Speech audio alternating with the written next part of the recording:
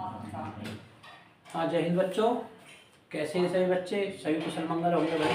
ईश्वर की कृपा है सभी बच्चों पर, सही तैयारी चल रही है। और बच्चों आज हम जो है, जैसे मैंने बताया था कि मंडे और ट्यूसडे में मैं क्लास लूँगी। कौन कौन से क्लास लूँगा? मैं क्लास लूँगा जो है व्याकरण की, ठीक है, हिंदी व्याकरण।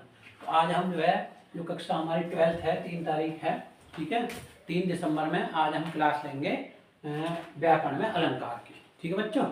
तो अलंकार समझेंगे और आप मात्र एक बार में, ठीक है, इस तरीके से आपको समझाऊंगा कि आप मात्र एक बार देख करके आप समझ जाएंगे कि भाई हमारा इस पद में कौन सा अलंकार है, इस पद में कौन सा अलंकार है, ठीक है।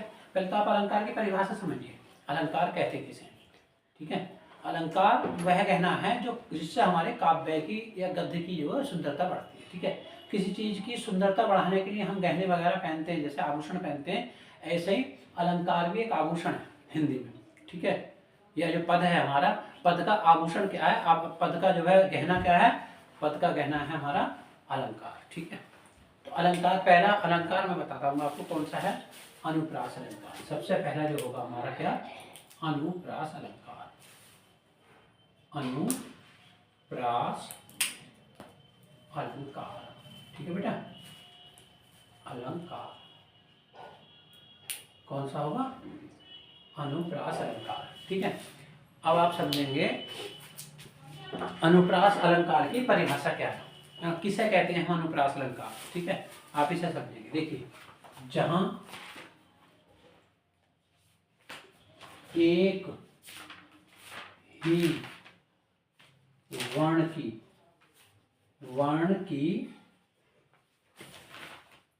बार बार, ठीक है, बार बार आवृत्ति हो, वहां क्या होगा, वहां अनुप्रास अलंकार होता है। वहां अनुप्रास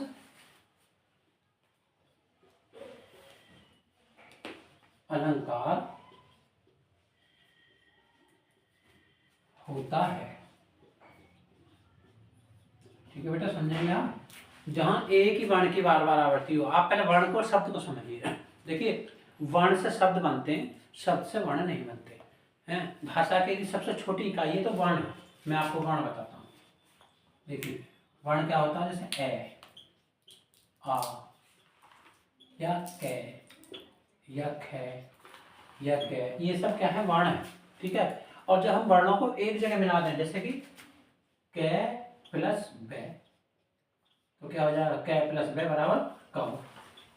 तो कब क्या हो गया, कब एक शब्द हो गया, ठीक है बेटा। कब क्या हो गया, शब्द हो गया।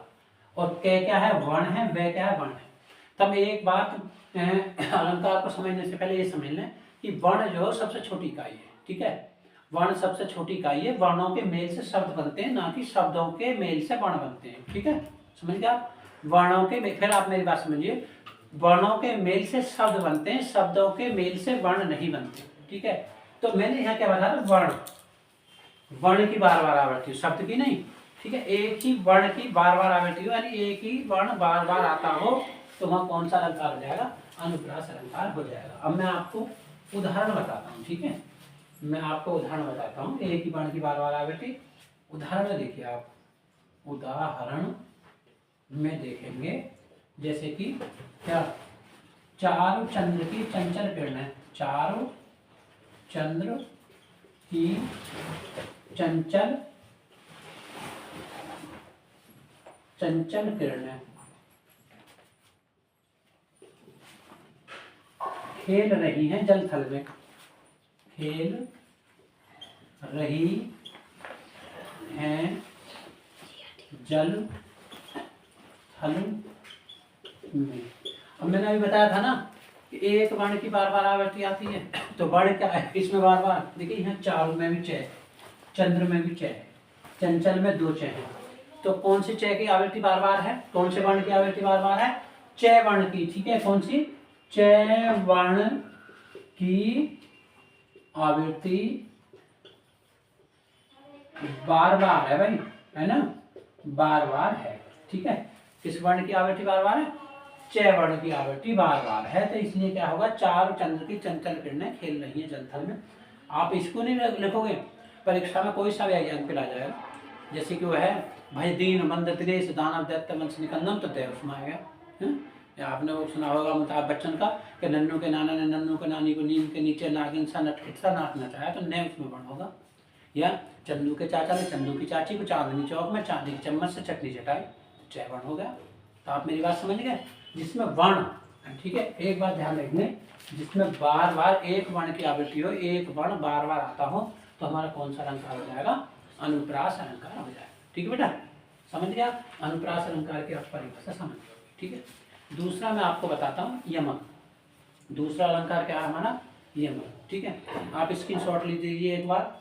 ठीक है, आपको दिखाई दे रहा हो बोर्ड पे साफ, तो आप एक बार स्क्रीनशॉट ले सकते हैं। मैं एक आधे मिनट के लिए जोड़ता हूँ, ठीक है, फिर मैं इसे विशान करके दूसरा आपको अलंकार समझा दूँ। अनुप्रास अलंकार है, ठीक है, जहाँ एक ही वर्ण की बार बार आवृत्ति आती है, ठीक है, वहाँ अनुप्रास अलंकार होता है। ठीक है, क्या है, च वर्ण की आवृत्ति बार बार है। उदाहरण, चारों चंद्र की चंचल किरणें खेल रही है जलथल में। ठीक है, स्क्रीनशॉट आपने ले लिया होगा। अब मैं जो है आपको दूसरा समझाता हूँ। ठीक है,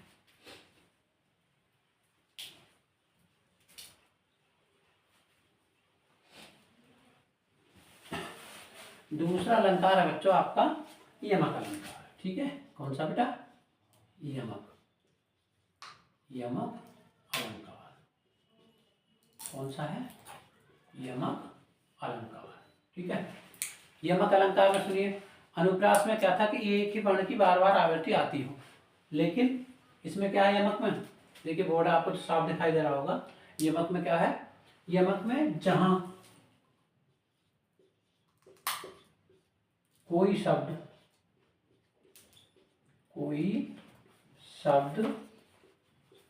दो या दो से अधिक बार आता हो, दो या दो से, ठीक है, अधिक बार आता हो,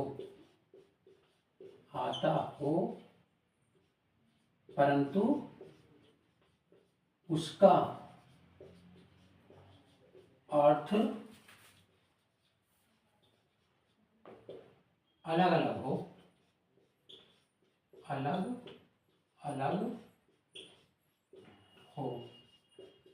वहां पर कौन सा होगा अलंकार, वहां पर यमक अलंकार होता है। ठीक है बच्चों, अलंकार होता है। ठीक है, जहां पर क्या है, कोई शब्द दो या दो से अधिक बार आए, लेकिन उसका अर्थ क्या हो, हर बार अलग हो। देखिए मैंने पहले कहा था क्या, वर्ण और शब्द में क्या अंतर है, वर्णों से शब्द बनते हैं, ना कि शब्दों से वर्ण बनते हैं। ठीक है बेटा, तो इसमें क्या है, वर्ण क्या है, वर्ण नहीं है, इसमें शब्द है। ठीक है, कोई शब्द है दो या दो से अधिक बार आएगा, उसका अर्थ हर बार अलग है, तो क्या हो जाएगा हमारा, यमक अलंकार हो जाएगा। मैं आपको एग्जाम्पल उदाहरण से ही समझाऊंगा कि क्या होगा। ठीक है, उदाहरण देखिए, उदाहरण में है कनक कनकते शौगुने, कनक कनक ते शौगुने, मादकता अधिका है, मादकता अधिका है। ठीक है बेटा, या खाए बोराए जब, या खाए बोराए जब, और वाह पाए बोराए, वाह पाए बोराए। समझ लीजिए, कनक कनकते शौगुने मादकता दिखाए, या खाए बोराए जग, वाह पाए बोराए। ठीक है, देखिए ये कनक होता है आपको धतूरा, एक कनक होता है सोना। ठीक है भाई, देखिए दो शब्द मैंने ऊपर बताया था कि दो शब्द, कोई शब्द दो या दो से अधिक बार आए, तो एक कनक जो है दो बार आएगा, या दो से अधिक बार होता, और उसका अर्थ अलग है। तो यहाँ कनक का क्या है, धतूरा है, और यहाँ कनक का क्या है, सोना है। ठीक है, दोनों शब्द हैं, एक से है, लेकिन दोनों का अर्थ अलग है। ठीक है, एक का क्या है धतूरा, एक का सोना। आप अर्थ समझ लीजिए इस वाक्य का। कनक कनकते सौ गुने मादकता लिखा है। एक कनक जो है वो दूसरे कनक से 100 गुना मादकता है, 100 गुना नशा है उसमें, ठीक है। एक कनक का दूसरे उससे जो है कनक से ज्यादा नशा है। कौन से का? देखिए, या खाए बौराए जब, इस धतूरे को खाने के, धतूरा गोल गोल सा होता है, जैसे पहाड़ी चूहा होता है, ठीक है। तो जो शराबी या नशा करने वाले लोग हैं उसे पीते हैं भांग के साथ, या धतूरा वगैरह बोलते हैं, ठीक है।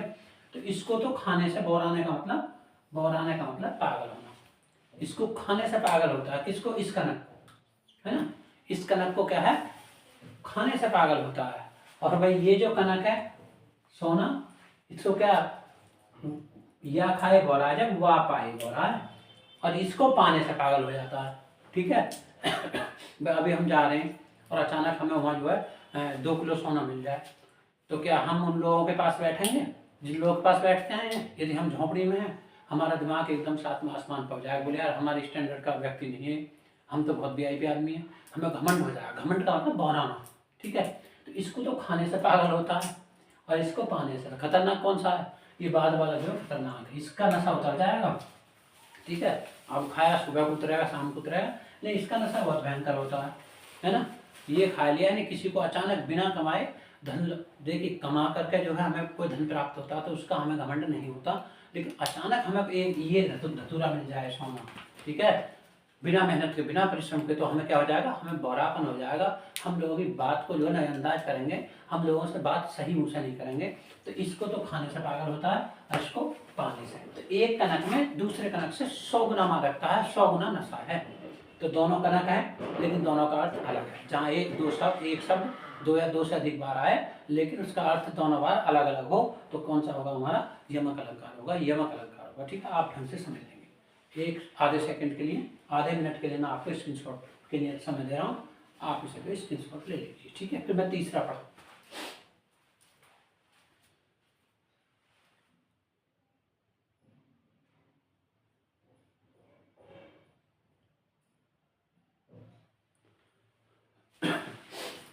ठीक है भाई, ज़्यादा समय नहीं लगता स्क्रीनशॉट यदि कोई बच्चा लेना चाहेगा, ठीक है। अब इसे जानते हैं। अगला हम तीसरा आपको अलंकार बताते हैं।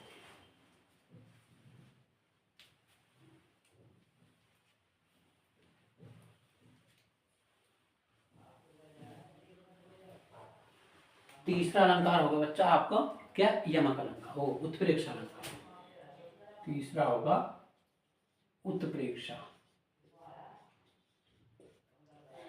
देखिए जो अलंकार पढ़ा रहा हूँ मात्र एक बार आप पढ़ेंगे और जीवन में फिर आप कभी नहीं भूलेंगे। आप चाहे बीए में चाहे एमए आप हिंदी से कर रहे हैं तो आपके आगे जो है यही अलंकार आते रहेंगे, ठीक है। मात्रिक और वार्णिक, ठीक है। मात्रिक को आप देख लीजिए, है उत्प्रेक्षा है। उत्प्रेक्षा का मतलब समझिए, देखिए जहां, इसकी परिभाषा कहाँ है? जहां कहीं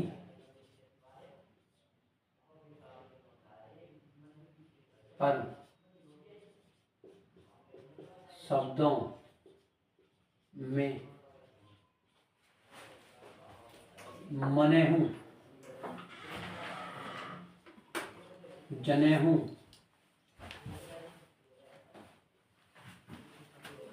या मानो, जानो, मनु आदि शब्द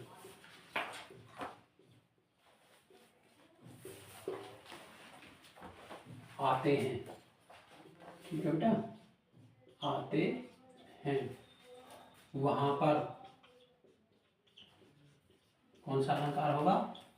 उत्प्रेक्षा अलंकार होता है। वहां पर उत्प्रेक्षा अलंकार होता है। अब आप समझ लीजिए, कल्पना भी है इसमें, ठीक है। हाँ देखिए, उत्प्रेक्षा का मतलब है जहां कहीं पर शब्दों में क्या आ जाए? मने हुआ आ जाए, जने हुआ आ जाए, मानो आ जाइए, जानो मान आ जाइए, मनु आ जाइए, आदि शब्द ऐसे आते हैं तो वहां हम क्या मानेंगे कि यहाँ पर उत्प्रेक्षा अलंकार है। कोई परिभाषा आपको याद नहीं करनी, कुछ नहीं करनी, केवल आपने लाइन में पहचानना कि मनो शब्द तो नहीं आएगा, कि मानो शब्द तो नहीं आएगा, कहीं जनु शब्द तो नहीं आएगा, कि जानो शब्द तो नहीं आएगा, कि मनु शब्द तो नहीं आएगा। इस तरीके के छोटे छोटे कोई शब्द आपको मिलेंगे तो आप पहचान लेंगे कि क्या है भाई, ये बिल्कुल हमारा जो उत्प्रेक्षा अलंकार है। आँख बंद करके आप जो लगा देंगे कि भाई उत्प्रेक्षा अलंकार है। ठीक है, जैसे कि मैं आपको उदाहरण बता रहा हूँ इसका। उदाहरण देखिए, उदाहरण मनो नीलमणि शैल पर, मनो नील मणि शैल पर